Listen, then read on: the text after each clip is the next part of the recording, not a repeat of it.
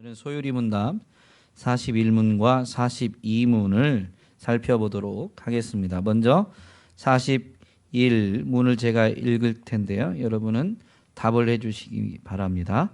도덕법은 어디에 요약되어 내포되어 있습니까? 아멘.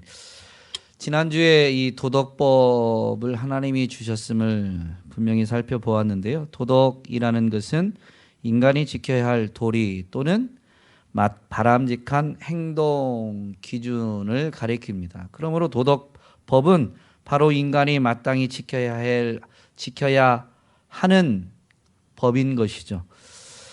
하나님께서는 이 도덕법을 처음에는 사람의 마음에 새겨 주셨습니다. 그런데 그 사람의 마음에 새겨주신 그 도덕법을 이제 이 10계명에 요약해서 10계명을 이제 주신 것인데요. 왜 마음에 새긴 그 도덕법을 이렇게 요약해가지고 기록해서 돌판에 새겨서 기록해서 주셔야만 하셨을까요? 가장 큰 이유는 바로 사람이 타락했기 때문입니다. 타락함으로 인해서 마음이 어두워지게 된 것이죠. 그래서 사람들이 그 마음에 새겨진 도덕법을 따르는 게 아니라 자기 욕심대로 자기가 기준이 되어서 이 하나님의 도덕법을 온전히 따르지 못하게 되었기 때문에 하나님께서는 하나님의 백성을 택하시고 그 하나님의 백성들에게 바로 이 도덕법이 요약된 10계명을 주신 것이죠. 10계명은 사실 이 도덕법의 요약이다라는 것을 잘 되새겨보면 오늘날 이 10계명은 구약시대에 이스라엘 백성에게만 주어진 그런 법이 아니라 그래서 시대에 뒤떨어진 구닥다리 다른 그 고대 사회의 한 민족에게 주어졌던 그들에게만 해당되는 그런 법이 아니라 오늘날 모든 사람들이 지켜야 될 법인 것입니다. 현재 존재하는 모든 사람이 마땅히 지켜야 될 법이 바로 10계명인 것이죠. 10계명을 알든 모르든 이게 도덕법의 요약이다라는 것을 분명히 기억한다면 모든 사람이 마땅히 지켜야 될 도리, 사람으로서 바람직한 행동 기준이 바로 10계명인 것입니다. 성도들은 특별히 이 10계명을 통해서 하나님의 성품을 배우게 되고 10계명을 지킴으로 인해서 하나님의 성품을 닮아가게 되는 것이죠. 그리고 이것은 바로 성령의 열매를 맺는 삶이 됩니다. 이렇게 10계명을 믿음의 사람들이 온전히 지키게 될 때에 다른 사람들이 하나님이 어떤 분이신가라는 것을 이 그리스도인들이 10계명을 지키는 그 삶을 보고 발견할 수가 있게 되는 것이죠. 로마서 1장에 가면 사도 바울이 믿음으로 구원을 받는 것을 증거하는데요. 1장에서는 특별히 모든 사람에게 하나님의 진노가 나타날 것을 증거합니다. 18절에 보면 하나님의 진노가 불의로 진리를 막는 사람들의 모든 경건하지 않음과 불의에 대하여 하늘로부터 나타나니라고 하면서 그 뒤에는 하나님의 진노가 나타나는 이유가 나와 있는데 그 이유는 뭐냐면요. 하나님을 알만한 것이 사람들의 안에 있다라고 분명히 증거합니다. 그리고 하나님이 만드신 만물에는 하나님의 영원하신 능력과 신성이 깃들여져 있죠. 그래서 하나님을 알만한 것이 사람의 마음에 분명히 담겨져 있고 하나님이 만드신 만물에는 하나님의 영원한 능력과 신성이 분명히 나타나 있기 때문에 깃들여져 있기 때문에 인생은 하나님이 만드신 만물을 보고 하나님을 알 수가 있습니다. 그런데도 불구하고 그들이 하나님께 감사하지도 않고 하나님께 예배하지 않는 것이죠. 그러면서 어떻게 합니까? 하나님이 만드신 피조물들 가운데에 택하여서 우상을 만들고 그것들을 섬기게 됩니다. 그래서 그들이 하나님의 이 진노를 피하지 못한다. 18절에 있는 불의로 진리를 막는 사람들, 그들의 경건하지 않음과 불의에 대하여 하늘로부터 하나님의 진노가 나타난다라고 되어 있는데요. 이 불의로 진리를 막는 행동이 뭐냐면 바로 지금 설명드린 것입니다. 하나님을 바로 알고 그 하나님을 섬겨야 되는데 하나님을 섬기지 않고 하나님이 만드신 것을 하나님의 영광과 바꾸어서 우상으로 만들어 놓고 그 우상을 섬긴 것이며, 다른 내용은 자기 욕심대로 살았다라는 것이죠. 하나님이 만들어주신 창조 원리, 하나님의 통치 원리를 거스른 채 자기 하고 싶은 대로 이 동성애나 탐욕을 부리는 모든 것은 그 욕심 때문에 이루어지는 일인 것이죠. 그래서 그들은 하나님의 진노를 피하지 못한다라고 사도 바울이 분명히 증거하는데요. 이것을 십계명에 있는 말, 십계명과 이렇게 견주어서 생각을 해보면 하나님을 예배해야 되는데 하나님을 예배하지 않는 것이 바로 이 하나님에 대한 계명, 1계명부터 4계명에 해당되는 것을 어긴 것입니다. 나 외에 다른 신을 두지 말라, 우상을 만들지 말라, 하나님의 이름을 망령되이 여기지 말라, 안식일을 거룩하게 지키라 라는 이런 명령들은 하나님을 온전히 섬기는, 하나님을 예배하기 위한 명령들입니다. 모든 피조물, 모든 인생은, 사람은 특별히 하나님의 형상을 따라 지음받았기 때문에 그 하나님을 예배하는 것이 마땅한 도리입니다. 사람으로서 마땅한 도리, 그리스도인으로서 마땅한 도리가 아니라요, 사람으로서 마땅한 도리인 것이죠. 그런데 우상을 섬기게 돼버린 것입니다.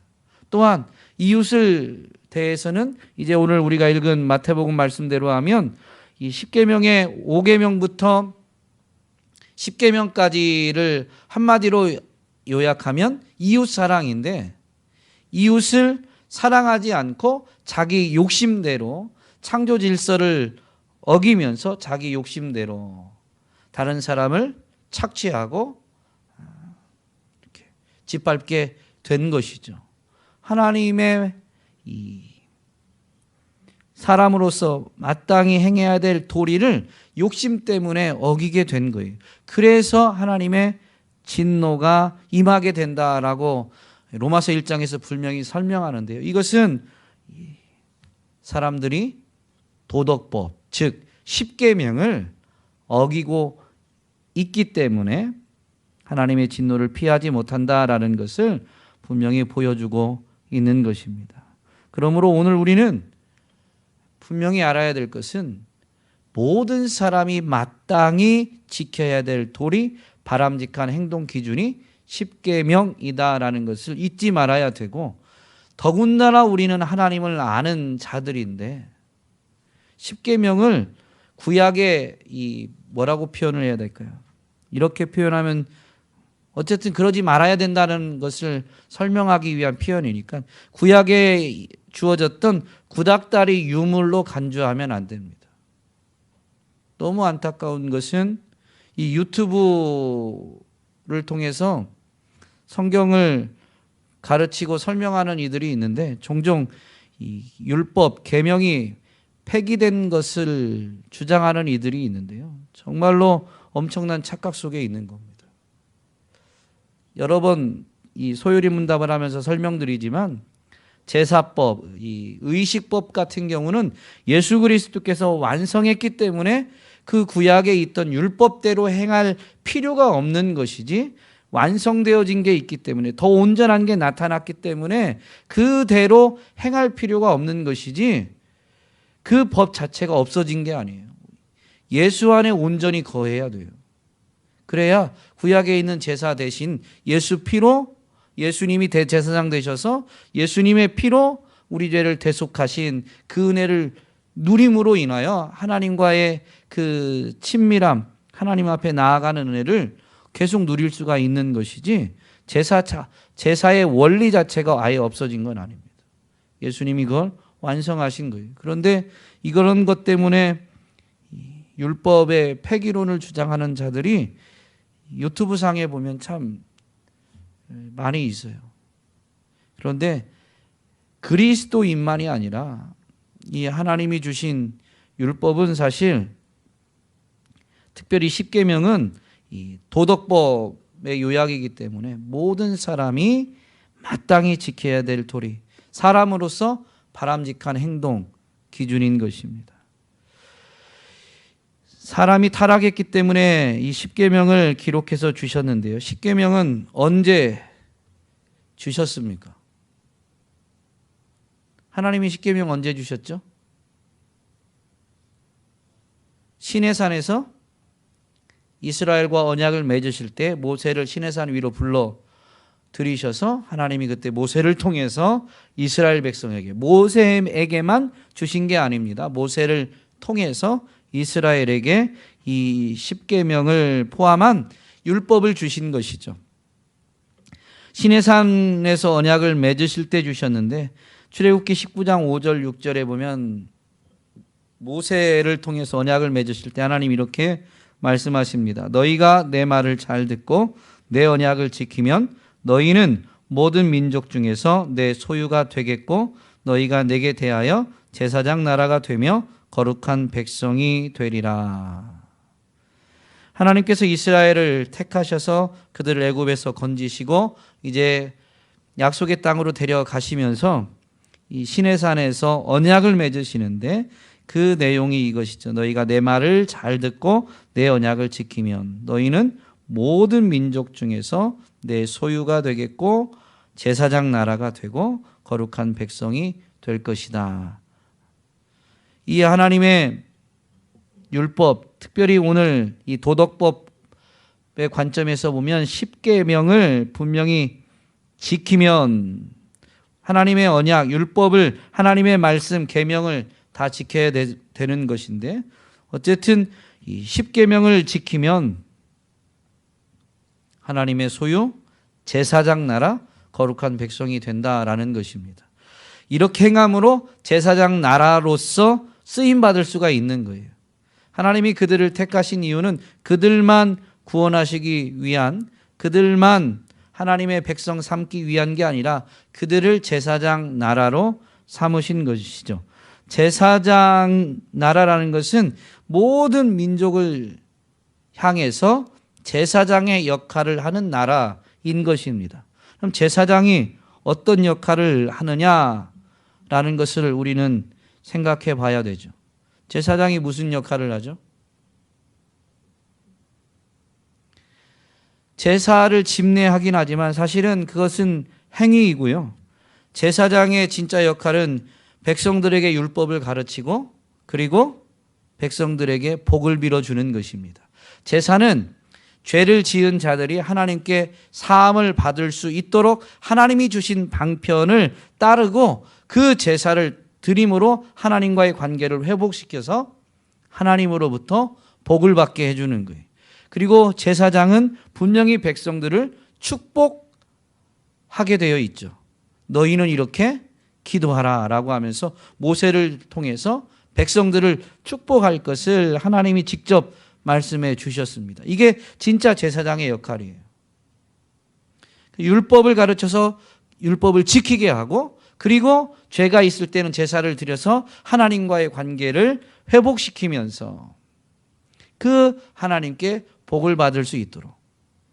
그러니 복 받는 것은 분명히 죄 문제가 해결받아야 되고 또한 율법을 잘 듣고 지켜 행해야 되는 것입니다. 이것은 사실 아브라함에게 주셨던 언약의 연속 선상에 있는 아브라함 언약의 확장이죠. 하나님은 아브라함을 택하시고 부르실 때 창세기 12장 1절부터 이렇게 기록하고 있는데요. 아브라함을 이렇게 부르십니다. 너는 너의 고향과 친척과 아버지의 집을 떠나 내가 내게 보여줄 땅으로 가라. 내가 너로 큰 민족을 이루고 내게 복을 주어 내 이름을 창대하게 하리니 너는 복이 될지라. 너를 축복하는 자에게는 내가 복을 내리고 너를 저주하는 자에게는 내가 저주하리니 땅의 모든 족속이 너로 말미암아 복을 얻을 것이라. 하나님이 말씀하신 대로 그는 행해야 됩니다. 본토 친척 아버지 집을 떠나서 내가 내게 지시할 땅으로 가라라는 이 명령에 아브라함은 순종해야 되는 것이죠. 그러면 하나님께서 아브라함을 큰 민족을 이루게 하시고 아브라함의 이름을 창대하게 하시면서 복이 되게 하신다라는 것입니다. 아브라함이 복을 받게 되는 것입니다. 그런데 이 표현에는 그냥 너는 이 하나님의 명령, 나의 명령을 지키면 복을 받는다라는 게 아니고 나의 명령을 지키면 너로 큰 민족을 이루게 하면서 너를 복이 되게 하겠다라는데, 이 복이 되는 것이 뭐냐면요, 아브라함을 축복하는 자가 복을 받고 아브라함을 저주하는 자가 저주를 받는 거예요. 근데 하나님은 아브라함이 저주가 되게 부르신 게 아니에요. 복이 되게 부르신 거예요. 그래서 땅의 모든 족속이 아브라함을 축복하게끔, 이게 아브라함의 사명인 것이죠. 제사장 나라라는 것은 이런 사명이 있는 거예요. 열방을 향해서 제사장의 역할을 할 때 그 제사장 역할은 율법을 가르치고 그들을 축복해야 되는 것입니다. 그런데 율법을 가르치는 것과 축복하는 것에 어떤 원리가 있냐면요, 이 아브라함의 원리를 생각해 보면 그가 먼저 복을 받아서 그 복을 나누어 줌으로 인해서 아브라함을 만나는 사람마다 축복하게끔 살아야 되는 것이죠. 또한 율법을 가르쳐야 되는데 이것은 이론적인 가르침이 아닙니다. 몸소 행하여 보임으로 인해서 정말로 하나님의 베푸시는 은혜와 복을 온전히 누릴 수 있어야 되는 것이죠. 그렇게 율법을 지켜 행함으로 가르치는 것입니다. 사실 예수님을 통해서 이게 더 분명해지는데요, 내가 너희에게 분부한 모든 것을 가르쳐 지키게 하라. 가르치는데 그냥 이론적인 가르침을 말하는 게 아니에요. 이 히브리어에서는 이 가르치다라는 것은 행하게 하는 것까지가 가르침입니다. 그러므로 가르쳐서 지키게 해야 되는 것입니다. 그런데 이것의 가장 좋은 방식이 뭐냐면 보여주는 거예요. 이렇게 정보를 전달해 주는 게 아니라 직접 보여주는 것이죠. 자녀 교육에서도 마찬가지입니다. 자녀들은 부모의 말을 듣고 자라는 게 아니고 부모의 뒷모습을 보고 자란다라고 이 자녀 교육하는 사람들이 이야기합니다. 말을 듣고 행동이 달라지는 게 아니고 부모의 모습을 보고 그대로 따라한다라는 것이죠. 그러므로 제사장의 역할은 제사장에게 요구되는 이 거룩함의 수준이 다른 것입니다. 더 철저하게 본이 되고, 그래서 율법을 가르치되 먼저 율법을 잘 지키는 삶을 살아야 되는 것입니다. 이것이 바로 제사장 나라가 행해야 될 일인 것이죠. 하나님의 말씀, 율법에 온전히 순종하면서 하나님께 복을 받고 그 복을 이제 유통시켜서 만나는 사람들마다 그 복이 나누어지니까 그 사람을 축복하게 되고, 그러면서 그렇게 복 받는 모습을 또한 부러워하면서 어떻게 하면 복을 받을 수 있을까? 그게 바로 우리가 복음을 전하는 방식이 되어야 되는 것이죠. 복을 하나님의 말씀을 지켜 행할 때, 예수 그리스도를 믿고 그분의 말씀에 순종할 때에 정말로 복을 받게 되는 것이다 라고 분명히 가르치면서, 예수 믿고 그분 말씀에 순종하는 것이 무엇이냐라고 할 때 이렇게 하는 것이다 라고 내가 행하고 있는 것을 그렇게 전해줄 수 있어야 되는 것이죠. 이것이 제사장 나라, 즉 제사장으로서의 역할입니다. 이렇게 행함으로 인해서 모든 사람들이, 땅의 모든 족속이 마땅히 행해야 될 바대로 하나님을 섬기게 되는 것입니다. 10계명 중에 첫 번째가 하나님 외에 다른 신을 두지 말라라는 것입니다. 하나님만 섬기라라는 것이죠. 42문을 살펴보겠습니다. 42문. 10계명의 강령은 무엇입니까? 10계명의 강령은 우리의 마음, 목숨, 힘, 그리고 뜻을 다하여 주 우리의 하나님을 사랑하는 것이고 또 우리의 이웃을 우리 자신처럼 사랑하는 것입니다. 아멘. 이 도덕법을 요약한 게 10계명이고 10계명의 강령, 요약된 이 가르침, 요약된 명령을 말하는 거죠. 그게 뭐냐라고 할 때 하나님 사랑과 이웃 사랑. 오늘 우리가 읽은 성경 본문에 보면 이 10계명을 요약한 두 계명은 예수님이 직접 말씀해 주신 것입니다. 물론 10계명만이 아니라 온 율법과 선지자의 강령이다라고 분명히 이 첫째, 둘째 계명을 말씀하시면서 덧붙이시죠. 그러므로 10계명은 율법의 한 부분이죠. 그러니 10계명의 요약도 사실 이 두 강령, 이 두 계명인 것입니다. 예수님이 직접 요약해 주신 것입니다. 그렇다면 사실 구약에 있는 모든 율법을 해석하는 원리는 뭐냐면요, 바로 사랑인 것입니다. 하나님 사랑과 이웃 사랑. 이 사랑이라는 것으로 구약의 모든 율법을 해석해야 되는 거예요. 이웃, 이 도둑질하지 마는 것, 그것은 그냥 도둑질하지 않는 행동을 말하는 게 행동을 금하고 있는 명령이지만 엄밀히 말하면 이웃을 사랑하기 위한 하나님의 최소 명령인 것입니다. 이것이 더 예수 그리스도 안에서 그리스도로 말미암아 타락한 우리의 본성이 이제 십자가에 못 박힌 바 되고 그리스도의 마음을 품게 되는 우리의 영이 거듭나게 되어진 이후에는 10계명보다 훨씬 더 적극적인 사랑의 요구, 명령들이 주어지게 되죠. 그러므로 이것처럼 이 복음 안에서 주어지는 새로운 명령들을 되새겨보면 분명히 사랑의 원리를 따르고 있습니다. 그러므로 율법을, 구약을 읽을 때 우리는 이 관점을 기억하고 이 고백이, 이 명령이 사랑 때문이구나라는 것을 생각하면서 바라볼 수 있어야 됩니다. 그런데 참 이것은 어려운데요. 사랑은 이론이 아닙니다. 사랑이 뭘까요? 사랑을 정의하라고 하면 사람마다 다 달라요. 가요 가사에도 보면 건전가요든 어쨌든요. 이 노랫말들 즉 시이잖아요. 시로 표현한 사랑의 내용, 정의를 보면 다 달라요.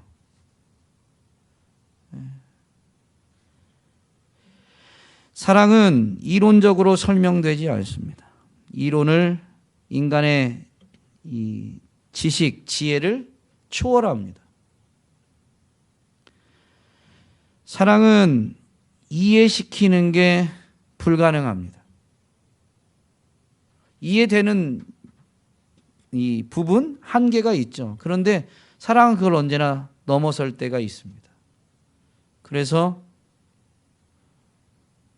사랑의 문제 때문에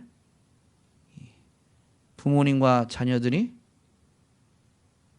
등을 지기도 하죠. 드라마 같은 거 보면 그러잖아요.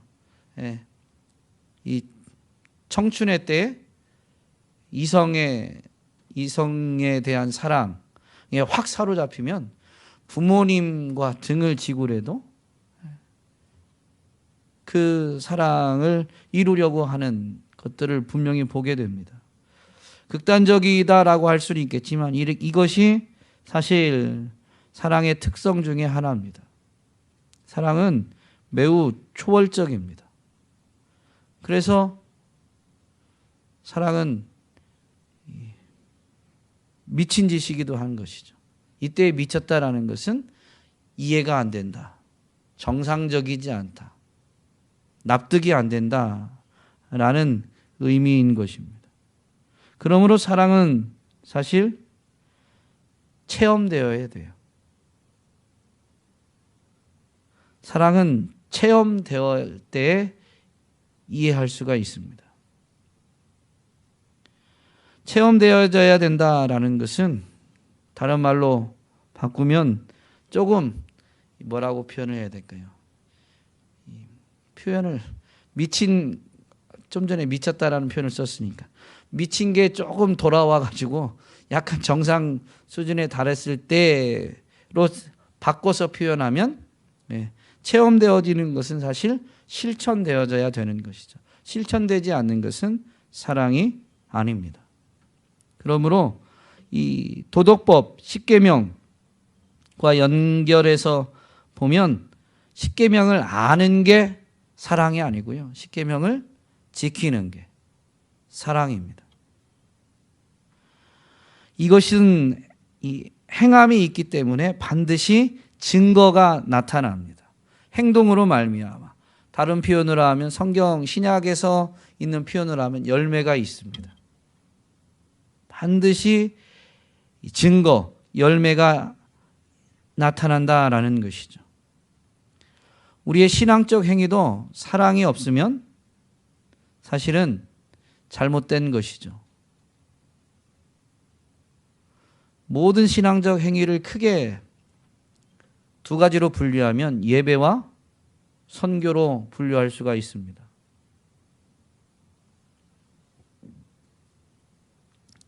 하나님 사랑, 하나님을 향한 사랑으로 예배하지 않는 것은 분명히 잘못된 것입니다. 마땅한 도리는 하나님을 사랑함으로 인해서 예배하는 거예요. 선교 또한 마찬가지입니다. 하나님을 사랑하고 이웃을 사랑하기 때문에 선교하는 거죠. 그래서 저는 온유교회 현재 사역에서는 이 선교하는 때 있어서 제가 직접 몰라도 우리 교인들이 아는 곳에만 이렇게 선교를 하고 있습니다. 앞으로는 물론 더 많은 곳에 선교해야 되겠지만 돈만 보내는 것을 가지고 우리가 선교 안 했다라고 할 수는 없지만 하나님을 신뢰함으로 모르는 곳에 돈을 보낼 수도 있지만 정말로 돈을 보내면서 우리 마음에 하나님을 향한 사랑과 그 선교사님이나 또는 그 선교지의 대상들을 사랑하는 마음에서 드릴 때 진짜 가치가 있는 것이죠. 그래서 내가 모르는 사람에게 이 선교하는 것은 저는 조금 이렇게 주저되고 있습니다. 믿음이 약해서. 더 하나님을 신뢰하고 하나님께서 전적으로 일을 이루실 것을 기대하면서 그냥 맡겨드릴 수 있어야 되는데 아직까지는 그렇다라는 것입니다. 그래서 누군가와 연결의 끈이 있어서 그 선교 헌금이 보내진 곳에서 어떤 일들이 일어나는지를 전해 듣거나 조금 더 관심을 가질 수 있을 때 그것이 진정한 사랑으로 행하는 선교가 아니겠는가 생각하고 있습니다. 많은 돈을 보낼 수도 있습니다. 왜냐하면 그동안 교회에서는 선교 많이 하면 복 받는다라고 가르쳤습니다.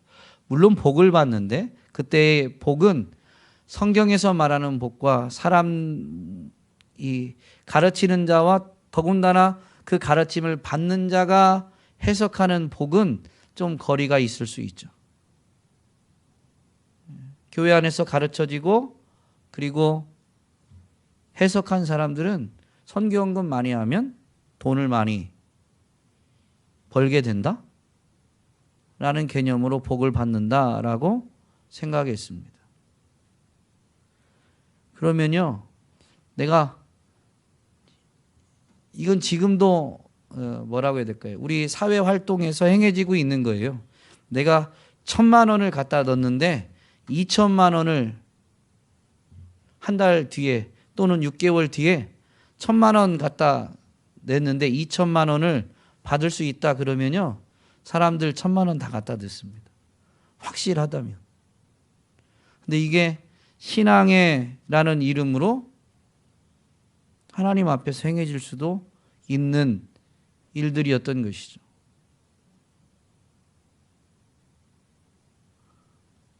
우리는 드릴 때는 우리가 계산하는 게 아니에요.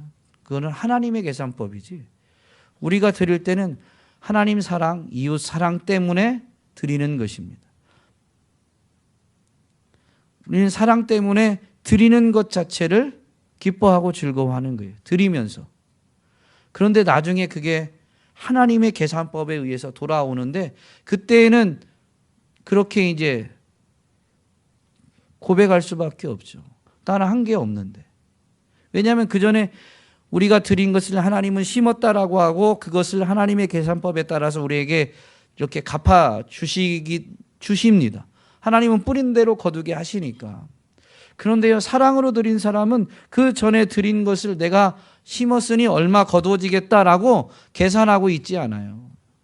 사랑 때문에, 여러분 누군가를 사랑해서 무언가를 줄 때에는요, 내가 이렇게 선물을 주면 내 사랑하는 사람이 이만큼 또 나한테 잘해주겠지, 이거 계산하고 하는 사람이 있나요? 전혀 없습니다. 사랑하기 때문에 그냥 주는 거예요. 주고 또 주려고 하는 거죠. 그런데 우리를 더 사랑하시고 우리보다 더 크신 하나님은 우리가 그분을 향한 사랑을 그렇게 고백할 때 그것을 외면치 않으시는 것입니다. 그분의 통치 원리, 그분의 창조 원리에 따라서 심은 대로 거두게 하시는 거예요. 그래서 나를 사랑하는 자들이 나의 사랑을 입는다라고 하는 거죠. 우리는 사랑으로 드렸는데 그분이 우리를 더 사랑하시고 그 사랑이 우리에게 부어진 바 되고 나타난 바 되는 것이, 방식은 그분의 권한에 있는 것입니다. 어쨌든 십계명 하다가 조금 이렇게 곁길로 많이 갔습니다마는, 신앙의 모든 행위도 이 사랑에 의해서 행해지지 않으면 사실은 우리가 하나님을 잘 모르고 있는 것입니다. 십계명, 이 도덕법에는 사람이 마땅히 행해야 될 도리가 담겨져 있는데, 사람을 지으신 하나님의 형상을 따라 지음받은 사람이 마땅히 행해야 될 이 하나님의 원리이기 때문에 이 십계명을 통해서 하나님의 성품을 알 수가 있는 것이죠. 그런데 이렇게 사랑 없이 행하고 있다라는 것은 사실은 신앙적 행위를 할지는 모르지만 하나님을 잘 모르고 하는 것일 수 있습니다. 십계명을 받아서 십계명을 지키고자 한다라는 것은 사실 십계명의 요약인 이 사랑의 관점에서 보면 하나님의 사랑을 받은 것입니다. 십계명을 주실 때 생각해 보면 이미 하나님이 택하시고 건지셔서 인도에 가시면서 열방을 향한 제사장 나라로 삼기 위해서 이렇게 십계명을 주신 것이니까, 이 계명을 받았다라는 것은 하나님의 사랑을 이미 받았다라는 것이고요. 하나님의 사랑을 받았다라는 것은 하나님을 사랑할 수 있는 힘과 이웃을 사랑할 수 있는 힘을 받았다라는 의미입니다. 하나님의 사랑이 우리에게 부어진 바 되었기 때문에 우리가 하나님을 사랑할 수 있고 이웃을 사랑할 수 있는 거예요. 타락한 인생이 스스로 하나님을 사랑하고 이웃을 사랑할 수 있는 것이 결코 아닙니다. 타락의 이 핵심이 자기가 하나님이 되려고 한 것이죠. 자기 중심적이 되는 거예요. 하나님 중심이어야 되는데 내가 중심이 돼버린 것입니다. 그러니 내가 중심이 되어서 하나님을 이용하려고 하는 것이 아닌 전적으로 하나님을 사랑하려고 하는 것은요, 참된 사랑에 사로잡힐 때에만, 참된 사랑이 부어져서 체험될 때에만 사랑을 할 수가 있는 것이죠. 그래서 이 사실 십계명에 대해서 이제 앞으로 계속 살펴보긴 하겠지만요, 계명을 받았다 라는 것은 하나님의 사랑을 받았다라는 의미이고, 하나님의 사랑을 받았다라는 것은 하나님을 사랑할 힘과 이웃을 사랑할 힘을 받았다라는 의미입니다. 그래서 그 계명을 자발적으로 즐거이 지키게 됩니다. 자발적으로 즐겁게 십계명, 계명을 지키지 못한다라고 한다면요, 자신을 점검해야 돼요. 계명을 지키는 것이, 십계명을 지키는 것이 짐이다, 부담이다라고 한다면 서서 멈추어 서서 하나님 앞에 내가 어떤 사람인가라는 것을 분명히 점검할 수 있어야 됩니다. 내가 왜 이 계명을 받게 되었는가라는 것을 분명히 점검할 수 있어야 되는 것이죠. 우리가 받은 약속, 아브라함에게 주신 약속을 분명히 되새기면, 그렇게 행하면 내가 너를 복이 되게 하겠다라는 약속이 있고, 우리는 복이 되어져서 복을 유통하면서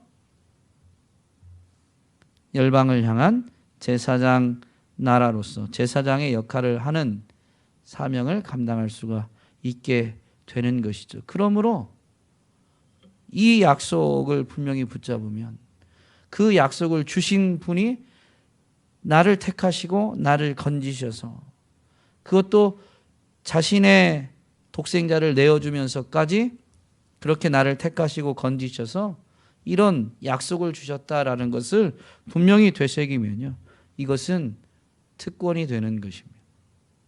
즐거이 행할 수 있는 특권이 되는 것이죠. 오늘 저와 여러분이 하나님이 우리에게 주신 도덕법의 요약인 십계명, 또 그 십계명의 요약을 예수님이 가르쳐 주신 가르침을 되새겨 보면 사랑인데, 이 사랑을 분명히 되새기면서 하나님을 더욱 사랑하고 이웃을 더욱 사랑하는, 즉 주님이 주신 계명을 즐거이 지켜 행하면서 열방을 향한 제사장으로서의 역할을 온전히 감당할 수 있는 자들이 될 수 있기를 간절히 소망합니다.